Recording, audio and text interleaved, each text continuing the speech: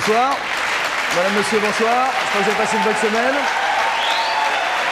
Nous sommes contents de vous retrouver, comme chaque mardi après le film. Pour une question grave ce soir, madame, monsieur, la question est assez grave puisque nous allons nous intéresser ce soir à la réputation des Français, de nous tous, enfin, bonne majorité de nous tous, hors de nos frontières. Il est bien sûr entendu, en guise de préambule, que nous autres Français sommes les plus forts du monde, les plus beaux, les plus séduisants, les plus grands bâtisseurs, les arbitres du goût, du savoir-vivre, d'une certaine élégance, et bien évidemment les apôtres de la modestie. Pourtant, certains bruits nous parviennent régulièrement selon lesquels, justement, hors de nos frontières, certaines personnes nieraient ces évidences et oseraient nous qualifier, je cite, de cuisses de grenouille, de bouffeurs d'escargots, de fromage qui pue. Pire encore, nous serions, madame, monsieur, nous Français, nous serions grossiers, agressifs, arrogants, mal élevés, sales, décadents dans nos mœurs et en plein déclin en ce qui concerne notre vie politique. Ce ne sont que des rumeurs pour l'instant, et pour faire le point sur ces rumeurs désobligeantes, nous avons invité ce soir des représentants de 11 pays que nous pensions être des amis de la France. Alors les Français ont-ils une mauvaise réputation, et cette réputation est-elle justifiée? L'heure est grave et la parole est à nos invités, que je salue. Bonsoir messieurs, dames, bonsoir à vous tous. Matthew Gledhill est notre premier invité. Bonsoir Matthew. Matthew est correspondant en France du Sydney Morning Herald, qui est un quotidien australien, tout comme vous. Vous avez choisi de travailler à Paris en tant que correspondant, alors que vous aviez le choix. Vous pouviez partir à Londres ou à Prague. Vous avez choisi Paris, depuis vous regrettez, non je ne sais pas. Vous nous direz en tout cas pourquoi vous avez choisi Paris. Ça fait 1 an que vous êtes en France, Mathieu. Oui. Est-ce que vous avez déjà un mot pour qualifier la France et un mot pour qualifier les Français? Alors, qu'un mot, la France, je voulais dire multiple. Multiple, d'accord. Pour les Français, plutôt retors, c'est-à-dire l'opposite direct. Les Français tordu. Tournent, oui. D'accord. Retors. Je vous prierai de prendre des notes chez vous, s'il vous plaît. Je pense qu'on n'est pas au bout de nos surprises. Monsieur Costa. Monsieur Costa, bonsoir. Vous êtes venu spécialement de Barcelone pour cette émission. C'est ça. Vous travaillez... il y a quelques Espagnols dans la salle. Monsieur Costa est responsable d'image à la mairie de Barcelone. Et contrairement à la jeune génération d'Espagnols, vous avez appris le français en première langue au lycée, alors qu'aujourd'hui, comme dans beaucoup d'autres pays, c'est l'anglais qui est pris en première langue. Je disais donc, Monsieur Costa est venu spécialement de Barcelone pour cette émission. Monsieur Costa, vous nous parlerez de l'exemple français, tel qu'il vous a été inculqué quand vous étiez plus jeune, du bon, du moins bon exemple, et de la façon dont il a évolué au cours de ces dernières années. Peut-être que je pourrais vous demander aussi, vous aussi un mot pour qualifier la France, et puis un autre pour les Français. Il y a une distinction, hein, souvent. Les Français, les voisins du Nord, pour nous. D'accord. Et la France, pour le moment, un hexagone. Ah oui. D'accord. Bien. Monsieur ne se mouille pas, je crois que c'est extrêmement clair. Bien. Mademoiselle Forstner, bonsoir mademoiselle. Bonsoir monsieur. Vous êtes en France depuis le mois d'octobre. D'accord, elle est soutenue. Vous êtes assistante d'allemand dans un lycée. Peut-être que vous aviez une trop belle image de la France avant de venir ici. En tout cas, quand on a préparé cette émission, vous aviez plus de choses à dire concernant ce qui vous énerve en France plutôt que ce qui vous aime. Vous aurez l'occasion, Marguerite, de développer. Est-ce que vous avez un mot, vous aussi, pour qualifier la France, un autre pour les Français? La France, pour moi, c'est un pays merveilleux, mais les Français, ils sont un peuple bizarre. Ouais. Mademoiselle est allemande, pour ceux à qui ça aurait échappé. Mine Saulnier est à votre gauche. Bonsoir. Bonsoir. Bonsoir. Vous êtes également correspondante en France, comme Mathieu, mais pour le quotidien qui s'appelle Milliet. Milliet, Milliet. je n'ai pas choisi la France, c'est eux qui m'ont envoyé. D'accord. Très bien. Une punition, un exil. Vous êtes donc correspondante depuis 5 ans quand même en France de ce Oui, quotidien. c'est un exil doré, j'accepte. Ouais, d'accord. Madame vient de Turquie, elle est d'Istanbul. En marge des événements politiques que vous commentez dans ce quotidien, les événements politiques qui se déroulent en France, vous avez chaque dimanche une rubrique libre, dominicale, Exactement. où vous parlez de notre actualité artistique, péniblement. Vous dites même que les Turcs pleurent avec vous quand vous parlez Ah de... oui, c'est très nostalgique mes articles, parce que j'ai la nostalgie d'une France qu'on m'a appris dès l'âge de 10 ans, quand j'ai appris le français à Istanbul, parce que je l'ai appris à Istanbul. Et cette nostalgie n'arrête pas de grandir et la France de se dégrader. D'accord, bon, je crois que c'est assez clair. Voilà. Peut-être que vous avez un mot quand même pour la France, un mot pour la France et un mot pour les Français. La France éternelle, les Français mortels. D'accord.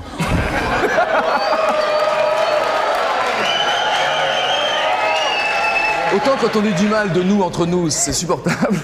Là, c'est un peu dur. Monsieur Fadanelli est italien. Bonsoir, Riccardo Bonsoir. Fadanelli.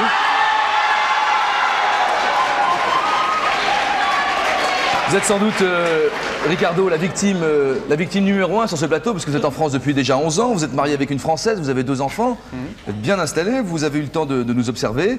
Vous êtes pétri d'expressions assez révélatrices sur les Français, comme les Français, quand ils font quelque chose, ils débutent à l'allemande et ils finissent par arranger les choses à l'italienne, notamment dans les négociations. Est-ce que vous avez quand même, avant qu'on commence cette émission, un mot pour la France? Oui, le plus beau pays du monde s'il n'y avait pas les Français. D'accord. Bon. Donc un mot pour la France et les Français en même temps. Ça va bien? Ça va bien. Monsieur Werner, bonsoir. Bonsoir. Vous passez un bon moment jusqu'à présent? Ça va bien. D'accord. Vous êtes publicitaire, rédacteur, concepteur-rédacteur? C'est ça. À l'agence TBWA à Bruxelles. À Bruxelles, oui. Chut, chut. Votre métier étant de jouer avec les mots, je vous demandais d'entrée peut-être de qualifier la France et les Français pour... Mais la France, les Français, je dirais Astérix pour l'esprit frondeur, et la France, je dirais Obélix pour la France des beaufs et des amateurs de charcuterie. D'accord. Monsieur est belge, on a pas mal de reportages, on ira notamment en Belgique tout à l'heure. Vous avez beaucoup à dire sur les Français, notamment sur les sportifs, c'est toujours assez amusant pour nous, mais pas seulement, hein, loin s'en faut. À votre gauche, nous recevons une Américaine, Tamara Blankenship, bonsoir. Bonsoir. Je vous en prie, il n'y a pas beaucoup d'Américains, pour la soutenir quand même.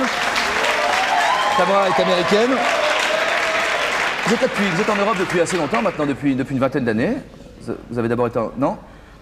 Mais non, ce serait avant ma naissance. Ah oui, c'est ce que je me demandais, justement. Je me disais, 20 ans, c'est pas possible. Non, ça doit faire 12 ans. 12 ans, d'accord, je vais corriger. Depuis 6 mois, c'est ça? Et d'abord à Londres, vous avez rencontré un Français, oui. Tombé amoureuse de lui. Bon, oui. Ça peut arriver, hein, une erreur, on ne sait jamais. Vous avez donc suivi. Alors, bon, lui, vous l'aimez bien. Concernant les autres Français, vous avez un peu plus de réserve. On parlera notamment de la lourdeur avec laquelle vous subissez régulièrement les assauts de mes compatriotes masculins. Mais elle ne sera pas la seule à nous en parler aussi, parce qu'on se prend pour des grands séducteurs, il paraît qu'on est des super lourds quand même. Bon. Est-ce que vous avez vous aussi, Tamara, vos mots-clés concernant la France et les Français? Extra et terrestre. Donc extra, ce serait la France, et terrestre, ce serait nous autres Français. Donc. Voilà. Merci. Michael Sadler est anglais. Est-ce qu'on pouvait concevoir cette émission sur les Français et leur réputation sans inviter un citoyen britannique? Vous vous dites amoureusement critique et agréablement contrarié par un pays que vous habitez depuis maintenant 15 ans. J'ai dit ça, c'est très agréable. Vous avez dit ça, oui. Très bien dit. Je trouve ça joli, amoureusement critique et agréablement contrarié. Est-ce que vous avez un mot pour qualifier la France, un autre pour les Français? Oui, un mot très distingué. Je trouve la France très sexy. Ah oui. D'accord. Et les Françaises? Les Français, non, la France. La France. La France. La France. Et les Français, je les trouve extrêmement French. Ah oui. D'accord. Vous pouvez développer un peu votre pensée? Plus tard. Plus tard. Plus tard. D'accord. Maintenant, si vous voulez. D'accord. Oui, on veut bien un petit peu maintenant. Qu'est-ce que vous entendez par French? Mais par French, en fait, ça veut dire, je suis même étonné que vous posiez cette question magnifique pour l'émission ce soir. Vous posez des questions, est-ce que les Français ont une mauvaise réputation? Et je me demande, est-ce que les Français, que j'adore, hein, je vis ici depuis très longtemps, est-ce que les Français sont ce soir dans leur chaumière, en train de grignoter les rillettes, et puis en train de se poser la question, qu'est-ce que les Esquimaux pensent de nous? Moi, honnêtement, je pense que les Français, et quelque chose que j'adore chez les Français, qui s'en foutent complètement de ce que pensent les autres. Oui,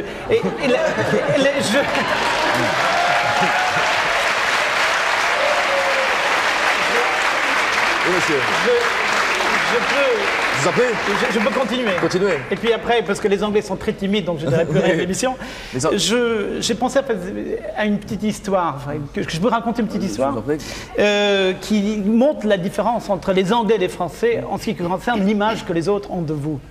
On est dans le désert, sable, soleil, silence, et une famille anglaise croise une autre famille anglaise qui vient dans le sens opposé. Alors qu'est-ce qui se passe? Hello. Good evening. Good afternoon. How are you? Extremely hot. Very hot. And sandy. All this sand. Oh yes.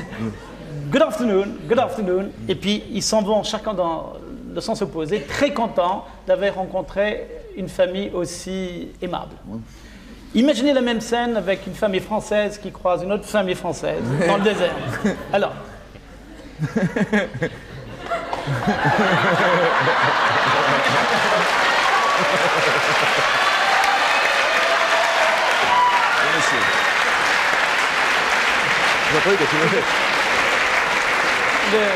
Alors, au milieu... Ils se parlent quand même, je croyais qu'ils oui, ils se parlent beaucoup, ils disent « Messieurs, dames ».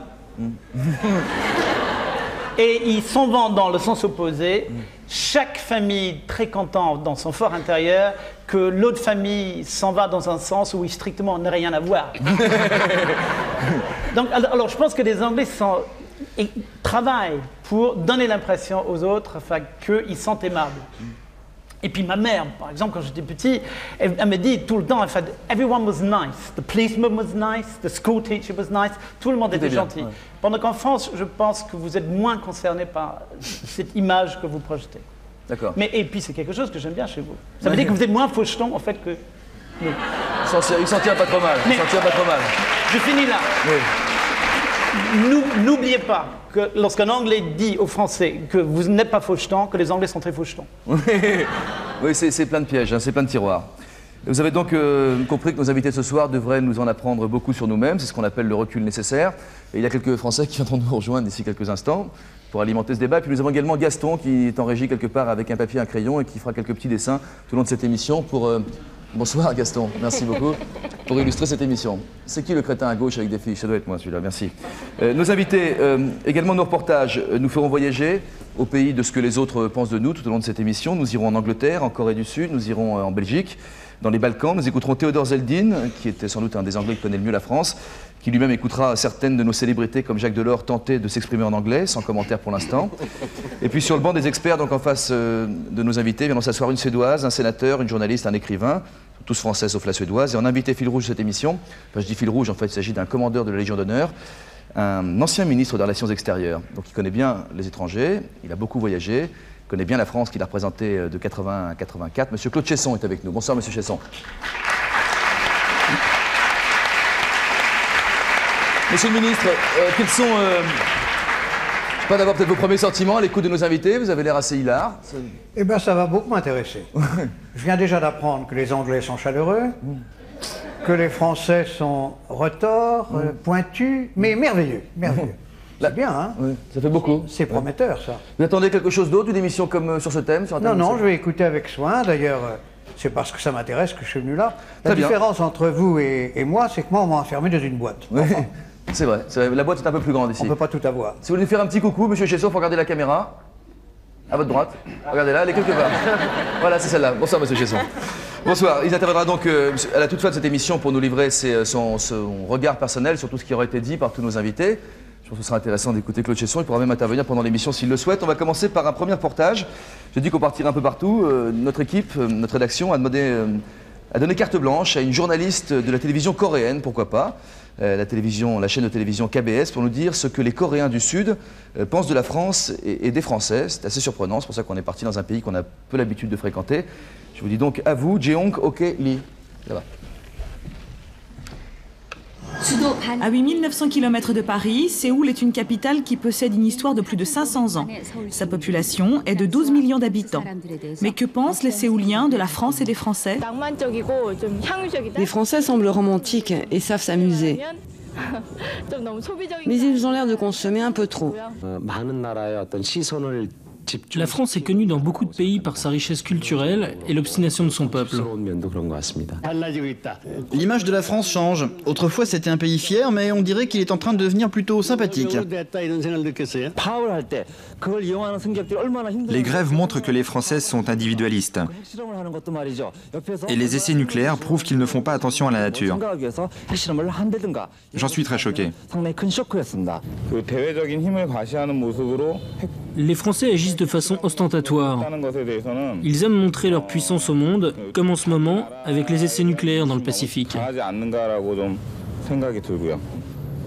La Corée du Sud étant en constante confrontation avec la Corée du Nord, les nombreux essais nucléaires français inquiètent ses habitants, qui s'interrogent sur l'influence néfaste de ces essais sur la Corée du Nord.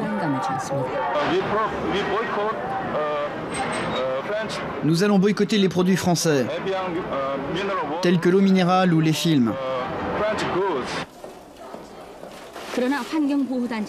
Malgré le boycott lancé par les associations de protection de l'environnement, les importations de produits de luxe français ont enregistré l'an dernier une progression de 50%, ce qui tendrait à prouver que l'image de la France reste toujours aussi prestigieuse.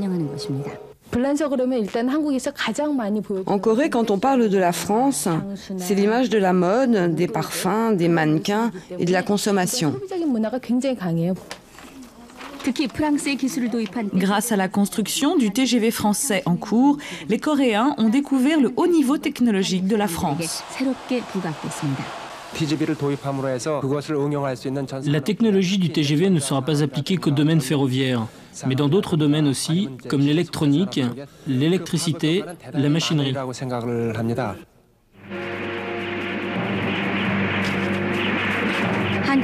Qu'attendent les Coréens de la France?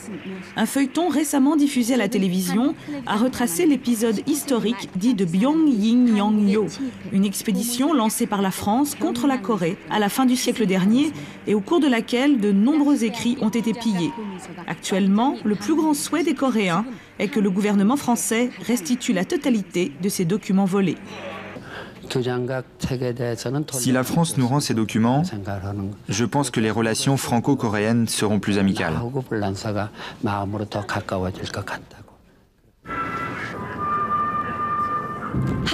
Je suis dans le parc de Paris qui se trouve dans la capitale. Ce parc a été construit en commémoration du centenaire des relations franco-coréennes il y a 10 ans et représente aujourd'hui l'image de la France, comme la place de Séoul à Paris. Ce parc se trouve au milieu d'un ensemble d'immeubles et il est fréquenté par les Séouliens qui viennent faire leur footing tous les matins à l'aube. Que pensez-vous de la France ? Je n'y suis jamais allé, mais je pense que c'est un bon pays.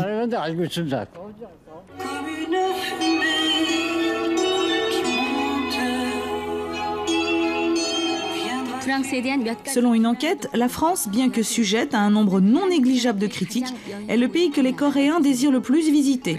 Et les chansons françaises demeurent dans le cœur et le souvenir des Coréens.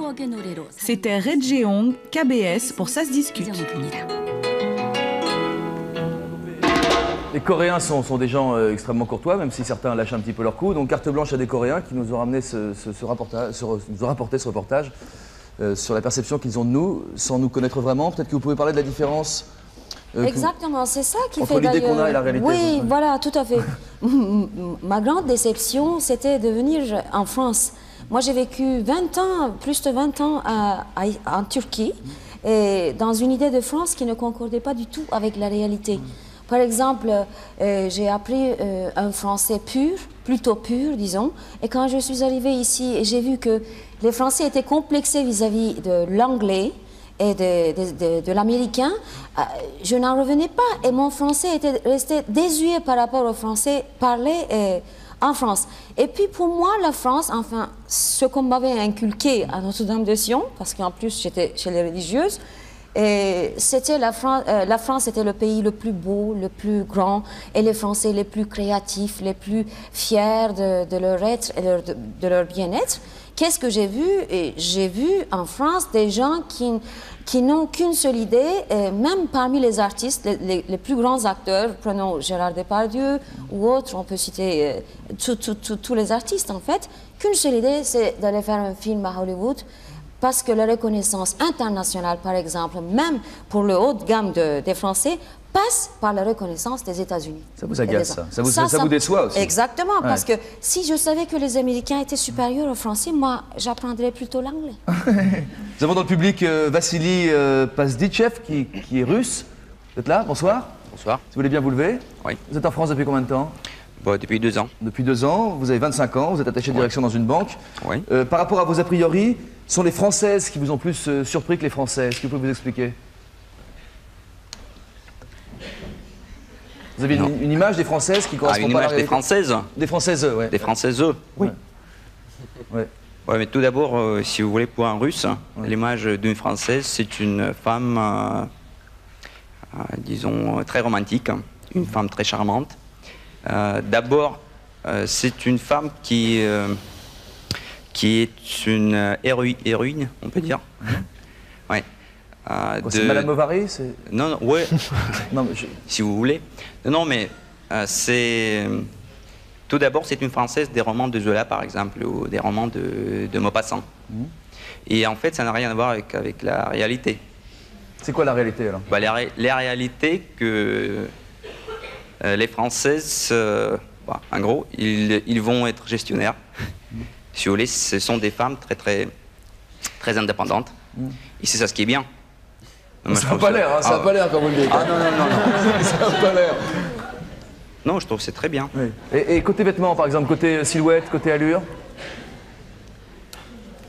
Ben, si vous pouvez voir les Françaises qui viennent à Moscou, par exemple, pour les Russes, il y a certains Russes qui sont choqués. Un peu choqués parce que eux, ils imaginent les femmes françaises. Paris, pour les Russes, c'est un centre du mode, tout d'abord. Il y a les Françaises, les touristes qui débarquent à Moscou, qui arrivent à Moscou, ils sont tous en jean, ils ont les t-shirts, ils ont les tennis, les tennis. Moi, je trouve que pour les touristes, c'est hyper pratique. En plus à Moscou. D'accord. Ouais. Bon, est-ce que vous imaginez par exemple vous installer en France, si vous tombez amoureux d'une Française, vous la rapatrierez ou est-ce que vous éventuellement... Je ne sais rien. Vous pourriez vivre en France? Oui, moi je vis ici, ça fait 2 ans que je vis ici. Vous êtes un jeune homme, vous avez 25 ans là. Ouais, ça va. Ouais. D'accord. Ok. Donc on comprend d'après votre expérience, en tout cas Vassili, que les Russes n'ont pas une image extrêmement réaliste, encore une fois, de la France telle qu'elle est aujourd'hui. Ouais. Irma Treska est avec nous également. Où êtes-vous, Irma? Voilà. Bonsoir, mademoiselle. Bonsoir. Vous êtes albanaise? Oui. 28 ans, étudiante, professeure de français en Albanie. Vous avez eu la curiosité de venir en France? Oui, exactement. Comme j'étais professeur de français, que j'enseignais le français à mes étudiants et pourtant, j'avais jamais vu la France et j'avais très peu eu l'occasion de voir des Français. Donc, alors, vous imaginez la curiosité. Oui, j'imagine la déception surtout. Exactement. Ah oui, exactement. Oui, exactement. Ouais. Parce que bon, on a une vision très idyllique de la France en Albanie, surtout parce que l'Albanie c'était un pays très isolé. Et puis... qui s'ouvre un peu, mais qui a été longtemps très isolé. Oui, mais ça fait 2 ans. Est-ce que comme Vassili, par exemple, je ne veux pas souligner l'angle romantique systématiquement, mais comme Vassili nous a beaucoup parlé des femmes, est-ce que vous pourriez nous parler des hommes? Est-ce que vous aviez une image des hommes français qui correspondait à quelque chose? Non, c'est pas... Enfin, j'avais une image des Français en général, parce que bon, on connaissait un peu la France, mais à travers ces écrivains. Du coup, on pensait que les Français sont des gens extrêmement romantiques, et c'est pas le cas. C'est des gens extrêmement froids, méfiants, décevants. Je suis désolée. Vous êtes en vacances ici? Vous êtes là depuis combien de temps? Non, je suis étudiante. D'accord. En lettres modernes. Ah, étudiante ici, d'accord. À la Sorbonne. Et vous supportez, ça va? Bof. Mais quand même, j'aime beaucoup la France. Oui. En Albanie, le français a quasiment été une langue obligatoire? Obligatoire, oui, dans les écoles, parce que bon... C'était la langue que parlait le dictateur. Oui, exactement, le dictateur. Oui, parce que bon, il a fait les études en France, donc il y avait une certaine nostalgie. Et quand on a rompu avec les Russes, la langue de prédilection, c'était le français. Puisque bon, c'est la langue des communards.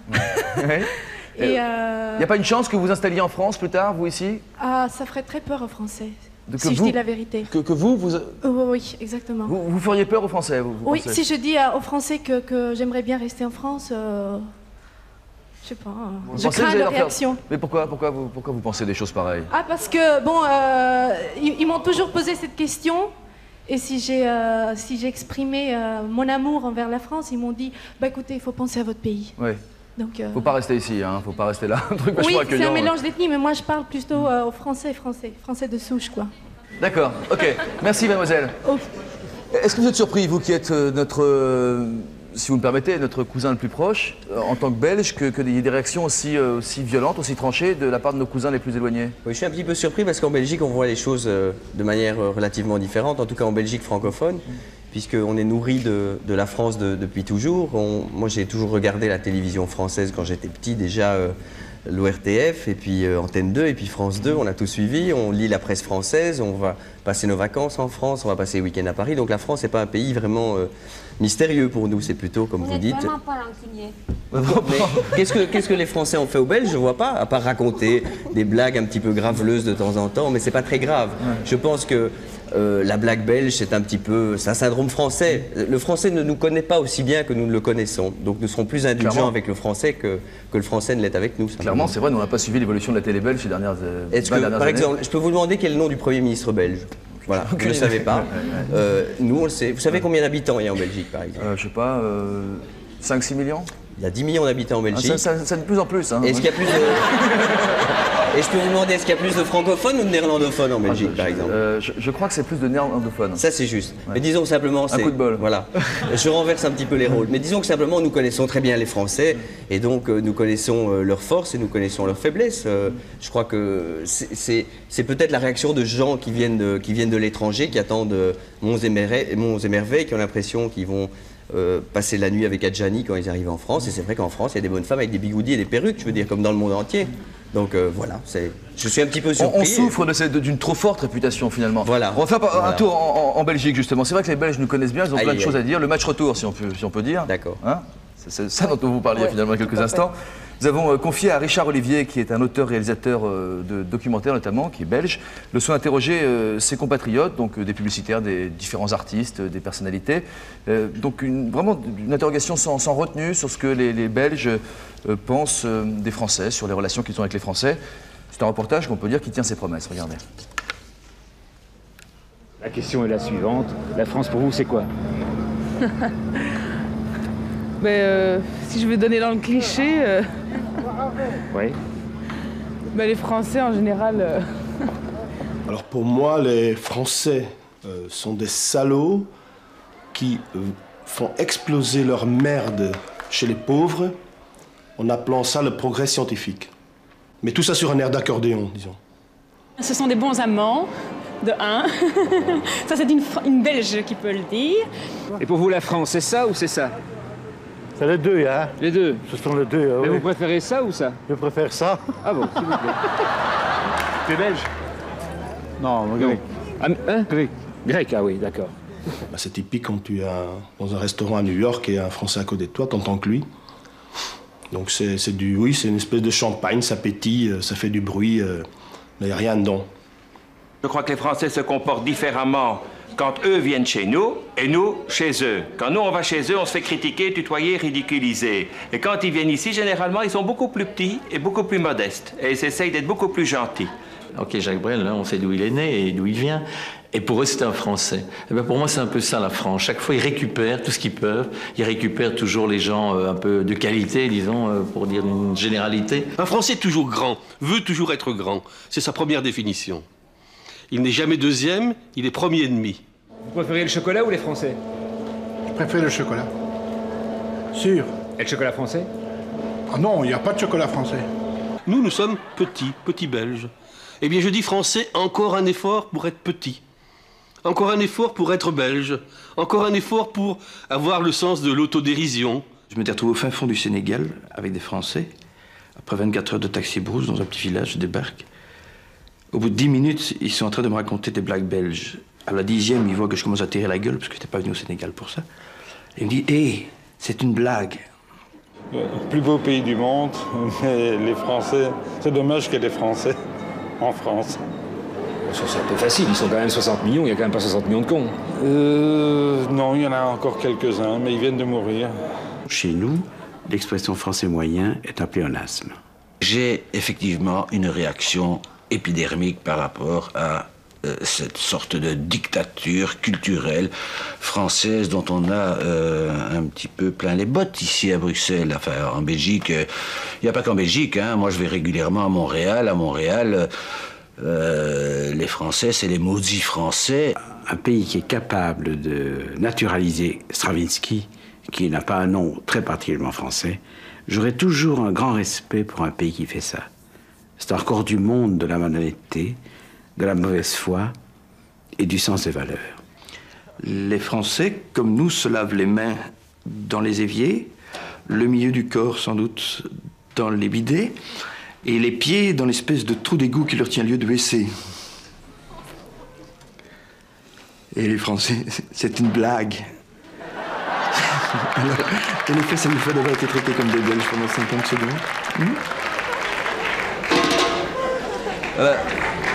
Est-ce que, je vous en prie, libérez-vous, lâchez vos coups. Est-ce que les Français sont la cible préférée des Belges? Mais je trouvais important parce qu'il a terminé par les chiottes à la turque, et c'est vrai que, désolé, ça s'appelle comme ça. C'est vrai ça. Voilà. Et c'est vrai que ça nous Ouais. marque quand on arrive en France, parce que c'est le seul pays du monde où ça existe encore, les shots à la turque. Et on a l'impression que vous y tenez un petit peu comme un patrimoine. C'est vrai. C'est un peu... On devrait mettre des dates, etc. Les shots à la turque, ça va se visiter bientôt. En Turquie, c'est terminé. Ils ont compris depuis longtemps que ça servait à rien, que c'était sale comme tout. Il y en a encore un peu aussi. Et pour en venir au reportage, moi je me reconnais pas tout à fait là-dedans. J'ai l'impression qu'il y a un petit peu trop de négativisme, ou c'est peut-être parce qu'on pose la question avec un micro et une caméra, qu'est-ce que vous pensez des Français, et qu'on a envie de dire des choses qui sont... On sent que les gens ont de la répartie, ont quelque chose sur le cœur. C'est vrai, ils ont quelque chose sur le cœur. Mais c'est ce que je vous disais tout à l'heure, c'est ce côté un petit peu impérialiste. On vous connaît tellement bien et vous ne nous regardez pas assez, vous ne nous connaissez pas assez. C'est très caractéristique, je veux dire, on ne parle jamais de la Belgique dans la presse française. Moi, je lis chaque semaine un hebdomadaire français, et quand je lis des articles sur la Belgique, c'est en général des entrefilets de 3 lignes avec 5 fautes. Donc je suis un petit peu malheureux, alors que je partage la même langue et la même culture. Vous voyez, c'est... Ricardo, qu'est-ce qu'en Italie? Est-ce qu'on plaisante avec les Français? Est-ce qu'on a eu une image du Français arrogant, comme ça, un peu impérialiste? J'ai déjà appris une chose en préparant l'émission avec votre collaborateur. Il paraît qu'il y a une image du French lover. En Italie, j'ai jamais entendu parler de ça. Je ne le dis pas avec... Latin lover, d'accord. Latin lover, oui, nous on est à moitié latin encore. À propos de séduction, je vais vous demander à une jeune fille de nous rejoindre, de la séduction française, je disais un peu lourde, enfin c'est ce qu'on a cru comprendre. Agneta Kosowski va nous rejoindre. Venez Agneta. Venez jusque nous. Agneta est suédoise. Bonsoir mademoiselle. Bonsoir. Bienvenue. Merci. Après, il est droit de... J'essaie. Agneta, vous êtes en France depuis combien de temps maintenant? À peu près 9 ans. À peu près 9 ans, d'accord. Oui. Est-ce que les Français draguent de la même manière que les Suédois, par exemple? Non. Ah. Là, déjà, on n'est pas très gâtés en Suède parce que on est peut-être trop égal. Ça veut dire c'est très très bien l'égalité. Tous les pays, on se bat pour avoir l'égalité et tout ça, mais ça veut dire que nous avons peut-être perdu quelque chose aussi parce qu'il n'y a plus personne qui ouvre des portes pour nous. C'est jamais les dames d'abord. Quoi encore Vous parlez de la Suède, là, mais oui, là je parle de la France. Donc quand on arrive ici, c'est un choc parce que là, donc. Il faut dire que les Français sont quand même plus polis. Ah. Et donc là, on polis? Vous êtes d'accord avec ça, plus polis? Oui, mais... Excessivement polis? Pour les femmes, très. Oui, mais... Attendez, pour l'instant, on dit des choses positives, ça n'arrive pas si souvent. Poli, voilà, on prend poli. Ça, c'est première impression, parce que c'est une telle différence, mais après, il y a autre chose. Mais est-ce que les Français sont polis gratuitement, ou est-ce qu'ils ont toujours une idée derrière la tête? Oui.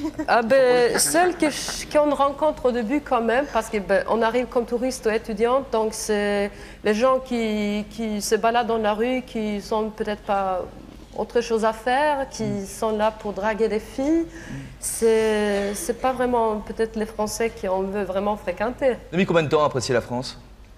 Bon, moi je l'appréciais quand j'étais en Sicile parce que j'étais disjockey et bon, je travaillais dans un village touristique où il y avait 50% de Français et je m'intéressais surtout aux Françaises. Et donc, bon, là, ça s'est passé plutôt bien, je dirais même très très bien.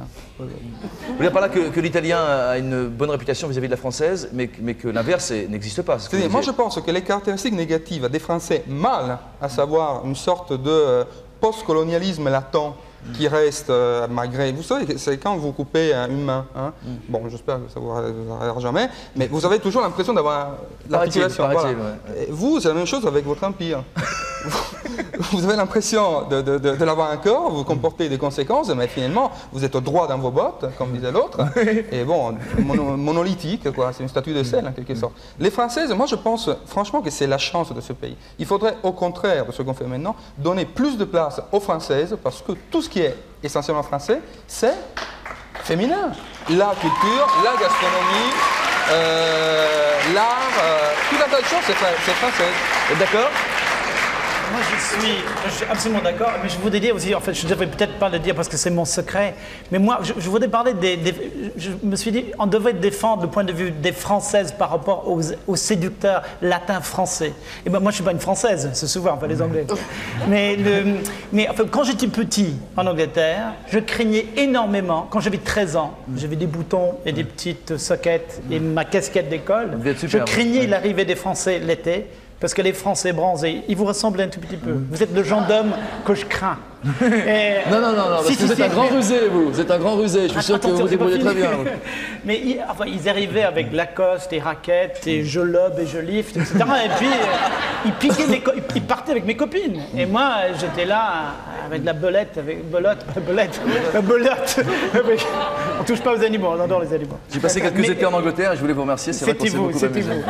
Mais j'ai découvert un secret plus tard, après quelques années en France, que les Françaises elles-mêmes sont peut-être un tout petit peu fatiguées par cette espèce de performance sexuelle extraordinairement douée des Français, la frime des Français.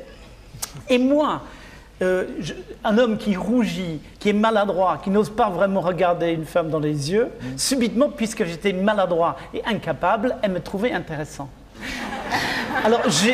Alors depuis ce moment-là, à table, je regarde personne. Je suis comme ça et ça marche du tonnerre. Joli, un conseil pratique. Mademoiselle, vous voulez parler, monsieur?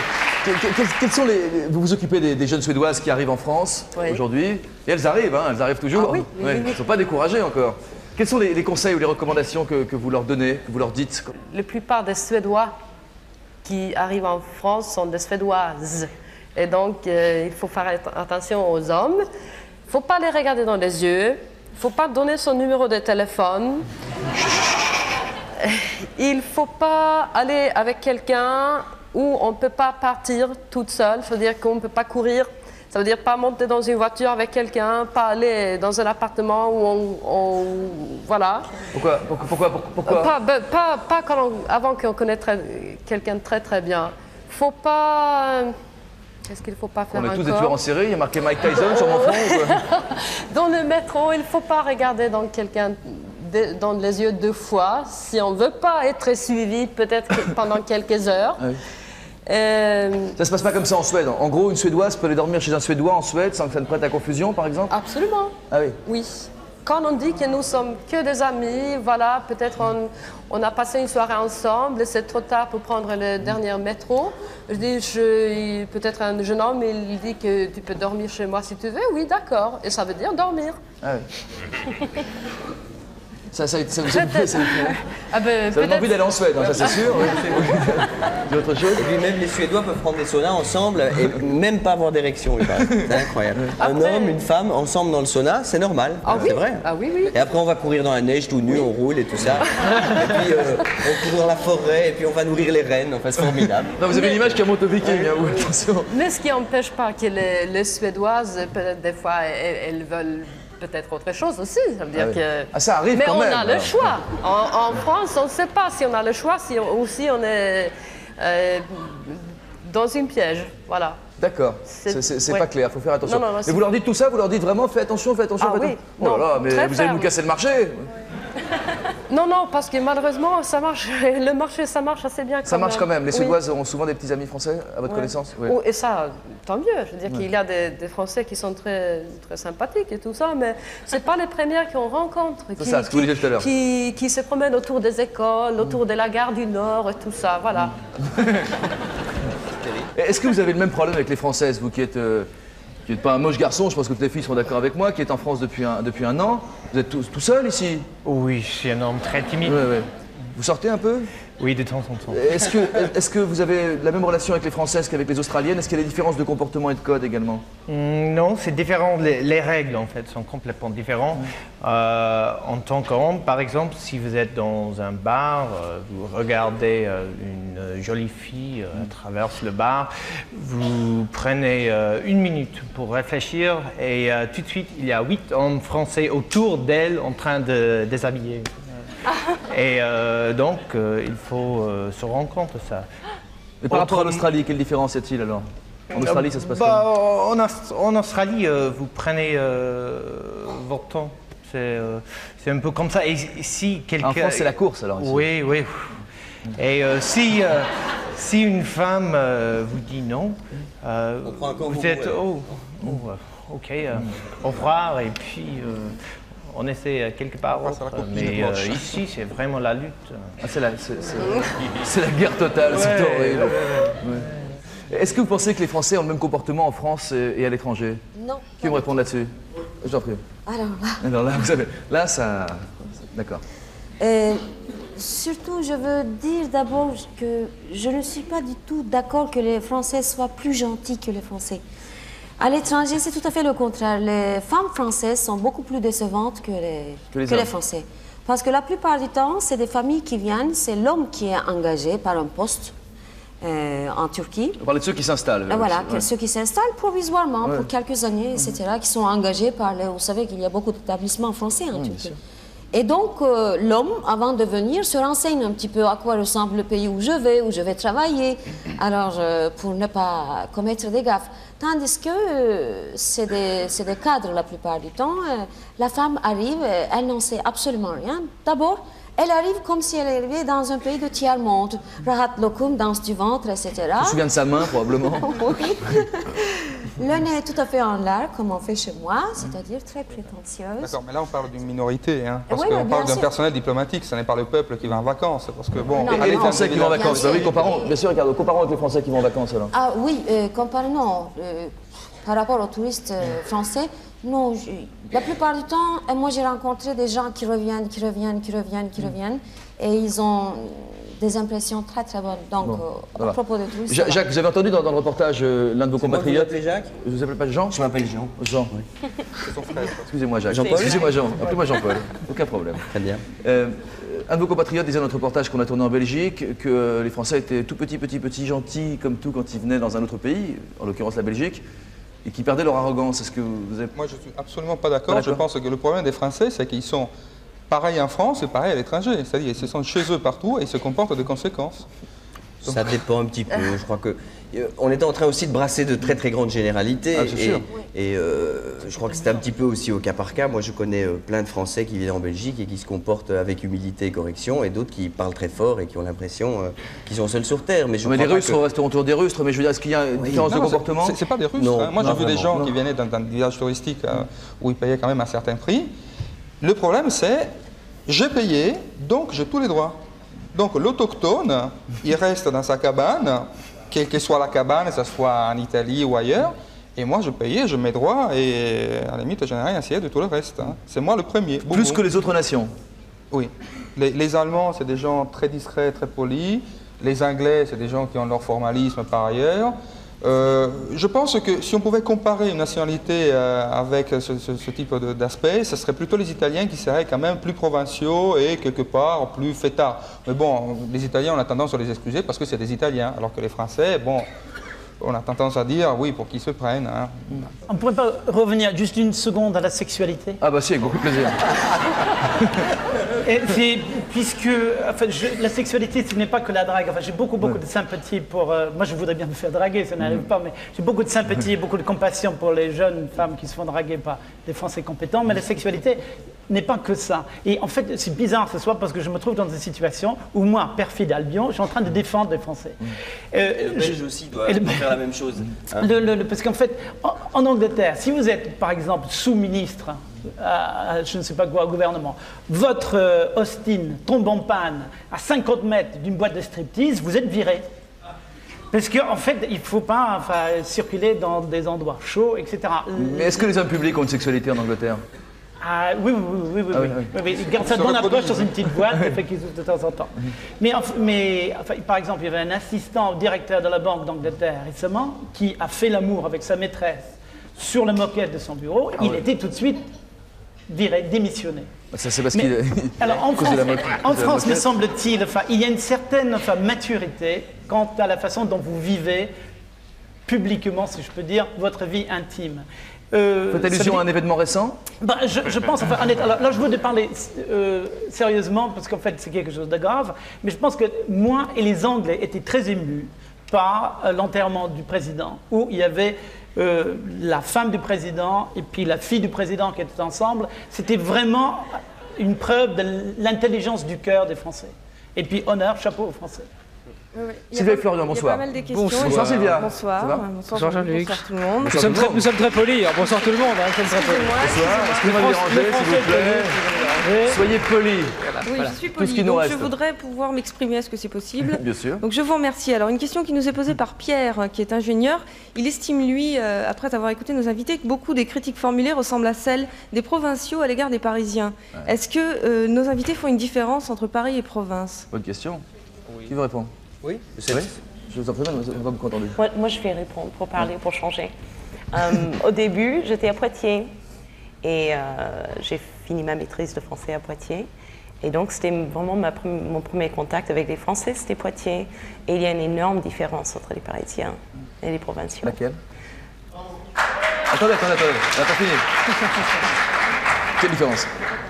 Bah déjà, c'est la différence entre une grande ville et des petites villes. Donc, la vie est différente, les gens sont moins stressés. Poitiers, c'est une ville charmante, les Français sont charmantes. Il y a cette vieille bourgeoisie et tout est en douceur et tout est... Sûrement, il y a des perfidies innommables en dessous. Vous parlez tous très bien français, en tout cas. Mais, perfidie innommable, c'est magnifique. Innommable. Oui. Non. Oui, il y a une grande différence. Et Paris, alors, donc? Et bah, Paris, c'est la grande ville, on peut dire pareil. Mais Paris comparé à New York ou à Londres ou à Berlin, est-ce que c'est différent quand même? Non. Enfin, si, c'est parce que c'est plein de Français. Mais non, je crois qu'il faut aussi être un peu international. Et puis Paris, c'est Paris. Et les provinces, c'est province. Et c'est vraiment deux choses très différentes. Jean, est-ce que vous faites la même différence? Vous avez entendu ce que disait... Oui, bien sûr, mais je pense que nous, on a un petit peu le même sentiment. On est un petit peu des provinciaux de France aussi. Enfin, peut-être que les Belges vont hurler quand je vais dire ça. On a un petit peu ce sentiment d'être les cousins. On est un petit peu plus loin, c'est un petit peu plus calme. On est un petit peu, quand on est à Bruxelles, c'est aussi une ville relativement tranquille, relativement bourgeoise. La vie est différente. C'est pas comme à Paris. C'est une ville vivante quand même, Bruxelles. Oui, c'est une ville vivante, mais rien à voir avec Paris. Je veux dire, Paris est une ville qui explose beaucoup plus. Rien que les problèmes de circulation, ça gueule, ça klaxonne, ça hurle. La manière dont on conduit à Paris, par exemple, et dont on conduit à Bruxelles, ça n'a absolument rien à voir. À Paris, vous mettez 3 voitures. En Belgique, il y en a une au même endroit parce qu'on aime bien avoir de la place. Hein. On aime bien avoir la place pour les coudes en Belgique. Ouais. Florian. Ouais, une autre remarque de Corinne. Vos invités n'arrêtent pas de dire qu'ils sont surpris en arrivant en France. Alors, ils ne trouvent pas le béret, ils ne trouvent pas la baguette. Les femmes ne sont pas habillées comme dans les romans de Maupassant, désolé. Alors peut-être que vos invités feraient bien d'arrêter de regarder des films d'avant-guerre et de s'offrir des moyens modernes d'information. Voilà, un remarque de Corinne.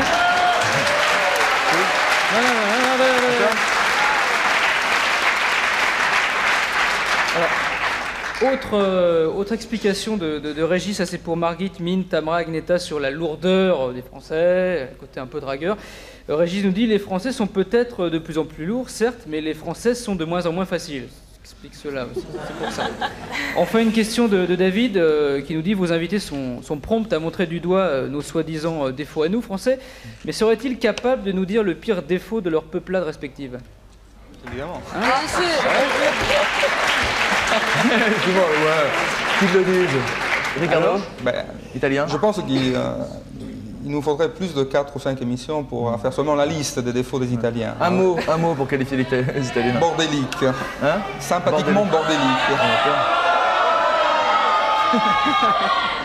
Pour la Belgique, je dirais parfois un manque de finesse, une certaine lourdeur. Un défaut, comme ça, tac. Aseptisé. Les Américains? Coincé. Coincé les Anglais? Les Suédois? Non, moi je veux dire que je crois qu'on a du mal parce qu'on n'a pas des étrangères chez nous. Il faut un étranger pour voir ça mieux que... Hein? Moi, je ne vois pas nos propres défauts aussi clairs que par exemple un Français qui vient en Suède. D'accord. Mais bien sûr, on a des défauts, bien sûr. D'accord. Vous avez un défaut tout près? Nationaliste. Nationaliste. Margrethe? Pour les Allemands? Pour les Allemands, un défaut? Je sais pas. Oui, ils sont très fermés. Oui, un peu fermés. On peut pas dire que les Allemands sont très sympas, mais ils ont besoin d'un certain temps de s'ouvrir envers les autres. Santiago? Je ne sais pas si les Allemands sont très sympas. Moi, j'ai dit très fermés. Pour moi, je crois que les Espagnols, nous sommes trop ouverts. Trop ouverts? De temps en temps. Bon. Mathieu, sur les Australiens? Je pense qu'en Australie, on a le même problème qu'en Espagne.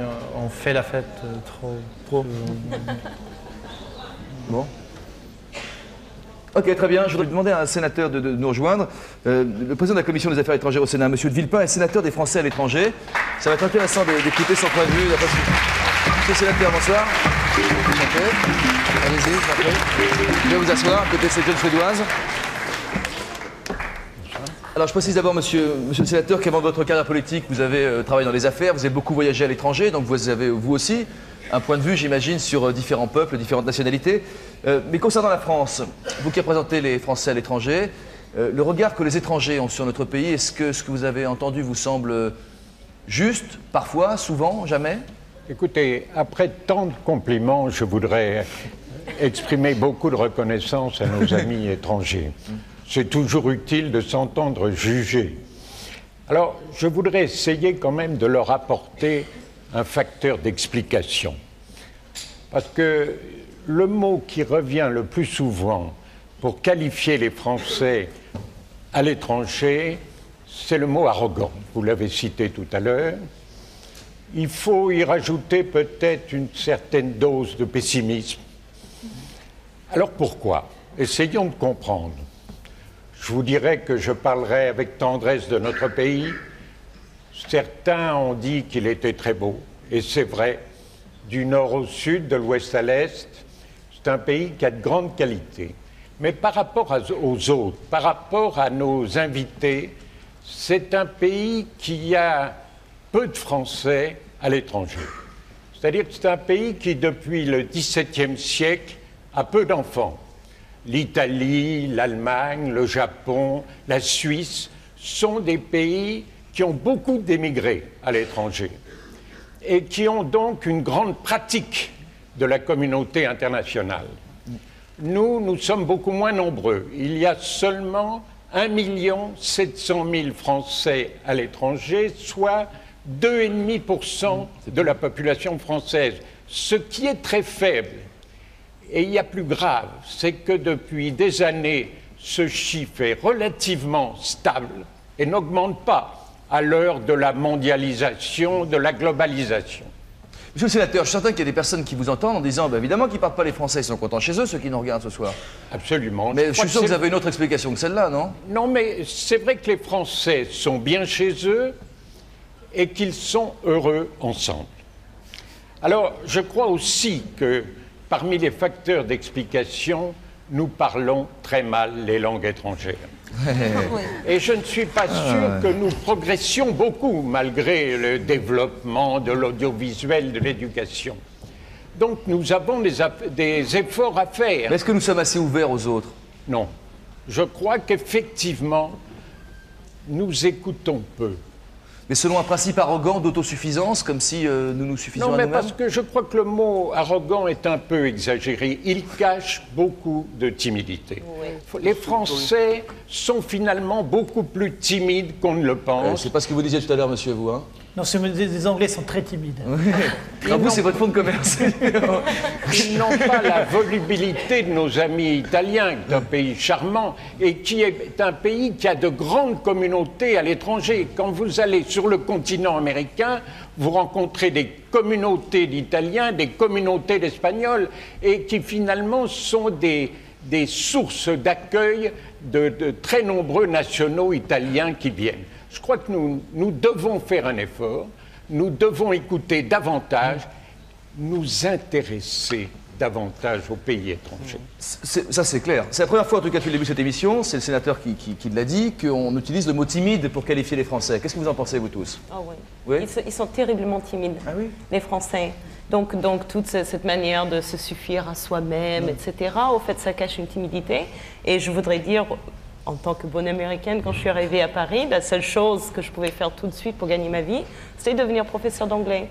Et j'ai eu l'honneur de travailler avec des sociétés, des grandes sociétés comme Matra, Alcatel, les fromageries Bell, etc. Et j'ai vu des cadres en face de moi, des gars qui gagnaient je ne sais pas combien d'argent par an, qui étaient réduits à un état d'impuissance par le fait qu'il fallait parler l'anglais. Ah oui, ça c'est clair. Mais ils étaient pétrifiés. Mais madame, cela cache beaucoup de gentillesse. Je sais. Il faut aller au fond. Et beaucoup de charme. Vous êtes d'accord? Mais je sais. Qui veut réagir sur la civilité, Ricardo? Je suis totalement d'accord, à tel point que quand on me demande « donne-moi un conseil, je dois venir en France, je viens te voir, etc. » je ne suis jamais venu. C'est la théorie du double masque, en quelque sorte. Je dis toujours, la première réaction des Français, ne la considérez pas. Considérez la deuxième.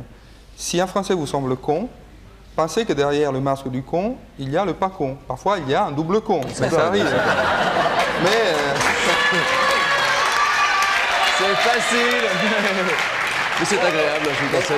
On va essayer, quoi. À la troisième expérience, vous verrez que c'est un génie. Vous allez y arriver à la troisième expérience. Hein. Vous en pensez quoi?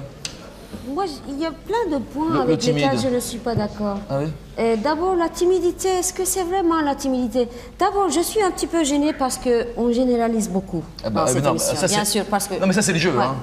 Et on prend, en fait, le français vraiment très, très moyen.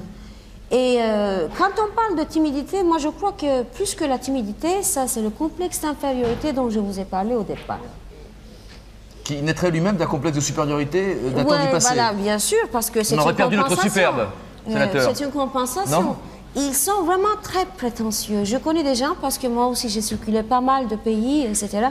Je connais des gens qui aimaient venir et qui adoraient venir en France et qui ne rêvaient que de cela. Une fois qu'ils l'ont réalisé, devant l'accueil prétentieux qu'ils ont eu ici, ils ne remettent plus les pieds en France. Bon, on a 2-3 choses à apprendre, notamment parler les langues étrangères. Vous disiez qu'on parlait du français moyen, je ne crois pas. On va regarder un reportage. Vous connaissez tous Théodore Zeldin, qui est probablement un des Anglais qui connaît le mieux la France. Philippe Borel l'a rencontré chez lui à Oxford. Il lui a demandé de commenter quelques Français, alors des hommes politiques. On va commencer par Jacques Delors. C'est toujours un plaisir d'entendre l'ancien président de la Commission européenne parler anglais, mais également des acteurs, etc. parler anglais avec les commentaires de Théodore Zeldin. Et vous allez voir effectivement, c'est une confirmation pour vous. Peut-être que certains l'apprendront, mais on ne parle plus de français moyen là. On parle de tous les Français, y compris ceux qui nous représentent. Et il se trouve que ceux-là parlent moyennement la langue. Regardons. I decline the possibility to be candidate as the president of Republic, French Republic, and I have no intention to, after that, to ask for the post of Prime Minister. On a beaucoup apprécié que Delors a parlé en anglais quand il est venu ici. C'est le premier homme politique français qui a osé le faire, et on ne s'est pas moqué de sa langue, on s'est irrité contre le fait qu'il était le diable européen. Et c'est donc à cause de sa fonction et ses idées politiques plutôt que parce qu'il était français. Et ensuite, on a ajouté tout ce que vous pouvez dire du mal des Français, mais pas parce que Delors parlait mal, il parlait assez bien. This is a grave problem, and I hope that each responsible intend to think to that. Les Américains acceptent que la langue est mal parlée. Ils sont souvent incapables de parler eux-mêmes. Et le fait que vous avez une musique différente, ça donne un ton qui ne vous fait pas du tort du tout. Un charme? Un charme, je me semble. C'est quelque chose qui donne un peu une musique différente. Chabert is just the fantasy to go in the mind of On ne fait pas ça en anglais. Imagination and also the love story. Pour être un Français qui parle l'anglais bien, il faut être un comédien. Il faut jouer à quelque chose qu'on n'est pas. When the seagulls follow the trawler, it's because they think sardines will be thrown into the sea. C'est parfait. Voilà le français philosophe, les Français qui parlent dans une langue abstraite, et c'est ce dont les Anglais sont incapables de faire. Voilà. Donc on se moque de ce qu'on ne peut pas faire soi-même. There is, madam, no limit to the capacity of socialists to think over themselves, to correct the mistakes of the past, and to progress. Rockhall, c'est merveilleux de voir comment, en parlant la langue anglaise, il est assagi, parce qu'il est obligé de parler plus lentement, et on le comprend. And many men, comment on dit, beaucoup d'hommes seraient jaloux de moi. Many men are jealous of you. Many men will be jealous of me. Comment se fait-il que les Français soient aussi nuls en anglais? Ah oui, il y a un grand changement depuis 20-30 ans, parce que vous étiez une civilisation qui n'avait pas besoin de connaître les autres. C'était une civilisation complète. It's okay, no problem, it's okay. Thank you very much. Et maintenant, vous voyez que c'est plus intéressant de connaître les autres. Alors, Michael Sadler, je ne sais pas qui on applaudit ici, mais bon, est-ce que vous êtes d'accord avec ce que dit monsieur Zeldin, notamment sur l'évolution, sur notre évolution, notre capacité à mieux maîtriser, à mieux apprendre les langues étrangères aujourd'hui qu'hier? En fait, Cantona est fantastique, mais je n'ai jamais compris ce qu'elle a dit sur les bateaux à lait sardines. Moi non plus. C'était magnifique. Enfin, je crois que c'est une révolution dans le football anglais qui n'a pas besoin de sardines de chez lui. Je pense honnêtement que les Anglais sont probablement très touchés par le fait que les Français parlent anglais. Rocard parlait très bien. Ouais. Et c'est vrai que Rocard parle tellement vite en français qu'il vaut mieux qu'il parle en anglais, comme ça on peut le comprendre. En fait, il devrait parler en anglais en France, comme ça peut-être il serait le président de la République. D'accord. Je vais essayer de parler anglais. Est-ce que John Major parle français? Est-ce qu'il parle anglais, John Major? John, je ne pense pas. Non. Est-ce que le président Clinton, est-ce que le président Bush précédemment, est-ce que les autres présidents parlent français? Excellente question. Je ne saurais pas le dire. Ouais. Monsieur Villepin, est-ce que le fait que les Français, je ne sais pas si c'est encore vrai aujourd'hui, mais en tout cas parlaient difficilement les langues étrangères, est-ce que cela nuit à nos échanges? Certainement. Je crois que toutes sortes d'échanges économiques. L'approche humaine dans les affaires est indispensable et parler la langue du pays où on va est une nécessité si l'on veut gagner des parts de marché. Ça me paraît une évidence. Et cela fait partie de nos défauts, indiscutablement. Quand nous sommes obligés de passer par des interprètes dans un pays étranger, c'est toujours tout de même un risque. Et on perd quelque chose, forcément. On perd quelque chose. Ouais, c'est clair. On va demander la parole à tout le public par l'intermédiaire de Sylvia et Florian. On a quelques questions que vous avez relevées. Oui, rebonsoir. J'aurais une autre question à poser. Alors, je ne sais pas si les Français sont cosmopolites. En tout cas, une remarque qui nous vient de Chris, qui a 30 ans. Les Français ont peut-être mauvaise réputation, mais ils sont fair-play. Par exemple, est-ce qu'une émission comme celle-là serait possible dans les autres pays? Ouais. Facile. De ceux qui sont là. J'espère que oui, quand même, non? Non, c'est ce qu'il faut souligner. Parce que le même programme pourrait être fait dans le sens contraire. C'est-à-dire, on pourrait faire un programme comme ça pour aussi souligner les valeurs et les qualités des Français. Et c'est parce que c'est très intéressant c'est plus intéressant de critiquer qu'on fait ce programme. Sinon, il y a une indulgence dans ce peuple et moi non plus, je m'en plains pas. Ouais. D'accord. Il y a un message de Stéphane, ça s'adresse à Michael, c'est sur la drague. Il nous signale que le coup du timide à table, il a essayé, ça marche pas du tout. Hein. Ouais, moi, je fais des cours du soir, si vous me téléphonez après. Enfin, on va lui laisser votre numéro, Michael, avec Stéphane, vous allez vous arranger. Je préfère Stéphanie peut-être, mais Stéphane. Non, c'est Stéphane, il est étudiant. Mais il y a un dosage. Il y a un dosage. Il y a un dosage, oui. Il y a une question qui est intéressante. Si vous deviez retourner dans votre pays, est-ce que la France et les Français vous manqueraient et pourquoi? Oui. Non, mais dites pas oui, si vous dites oui quand même, si vous arrivez. Tout à fait. Vous avez un peu chaud ce soir. Si. Nous avons chacun, c'est-à-dire chaque peuple, chaque personne a ses défauts, etc. Tout à l'heure, j'avais un petit peu taquiné mon copain italien. Par exemple, camarade. Quand il disait on pardonne tout aux Italiens, mais il a une telle voix quand on pardonne tout aux Italiens. Moi, je ne pardonne rien du tout, d'abord, pour dire. Et puis pour critiquer les Italiens, il dit aussi nous sommes bordéliques, mais très sympathiques, il ajoute. C'est que les Italiens sont une image d'eux-mêmes, par exemple, aussi prétentieux, tout en étant content. Et qu'est-ce que vous diriez, qu'est-ce que vous diriez sur les Turcs? On peut faire exactement les mêmes critiques pour chaque peuple, pour chaque pays. Pas les mêmes. Je pense pas que les mêmes adjectifs reviendraient. Je pense pas que les mêmes comportements reviendraient exactement. Bien sûr, il y aurait plus ou moins de différences, mais je ne suis pas d'accord avec plein de critiques. Par exemple, moi, je ne vois jamais le français avec la baguette et puis le béret. C'est fini tout cela. Un peu au Pays Basque. Non, mais qu'est-ce qui vous manquerait en France? Qu'est-ce que vous ramèneriez de France? Je dirais même plus, je préfère le béret et la baguette. Il y a des choses qui se perdent. Moi, j'en ai jamais vu de béret et de baguette, quasiment. Enfin, de baguette, un peu plus que de béret, quand même. Moi, c'est le plaisir. Je pense que la France, excusez-moi, parce qu'encore une fois, ça va être un Anglais qui va plaider pour la France, et je vais te virer de l'Angleterre.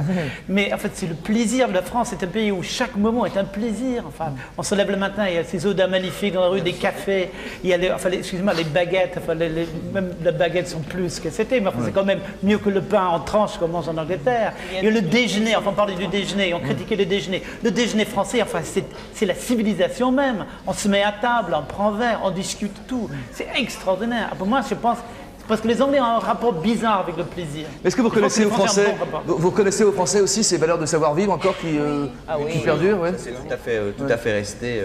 Les plaisirs de la table, la belle campagne, les petits restaurants de province, les nappes en Vichy, le plaisir des choses bien faites, tout ça, ça reste. Qu'est-ce que vous emmèneriez d'autre de France? Par exemple, quelque chose qui ne se mange pas. Est-ce que vous emmèneriez une Française, d'accord.